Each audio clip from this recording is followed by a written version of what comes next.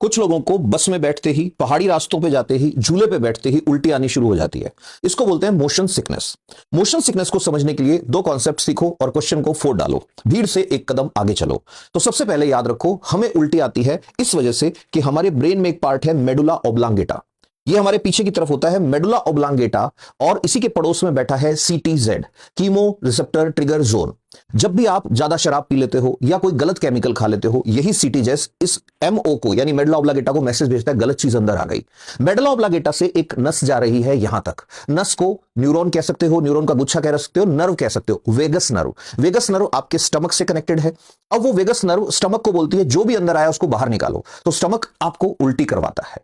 अब ये सफर में एक्टिव कैसे होगा? कंसेप्ट पहला सीखा वेगस नर्व और मेडुला ऑब्लांगेटा का। दूसरा कंसेप्ट, जब आप सफर करते हो तो आपका कान, जिसका काम सुनने के साथ साथ बैलेंस बनाना भी है, याद रखना ये बात, कान बैलेंस भी बनाता है। कान के अंदर वाले पार्ट में, इनर ईयर में तीन पार्ट होते हैं, एक्सटर्नल, मिडिल और इंटरनल। अंदर वाले पार्ट में गोल गोल गोल गोल चक्कर होते हैं जिसको बोलते हैं वेस्टिबुलर कैनाल।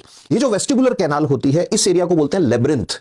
वेस्टिबुलर कैनाल और लेब्रिंथ का काम है, आपकी जब मूवमेंट होगी, जैसे मैं चल रहा हूं, मैंने हिलना शुरू कर दिया, तो वेस्टिबुलर कैनाल में लिक्विड भरा हुआ है, वो भी हिल रहा है और उसके ऊपर सेंसर लगे हुए हैं। वो सेंसर ब्रेन को मैसेज भेज रहे हैं कि इसका बैलेंस बिगड़ रहा है, सीधा हो रहा है, टेढ़ा हो रहा है। इसीलिए जब आप फिसल के गिरने लगते हो ऐसे, तो आपके हाथ ऐसे खुल जाते हैं।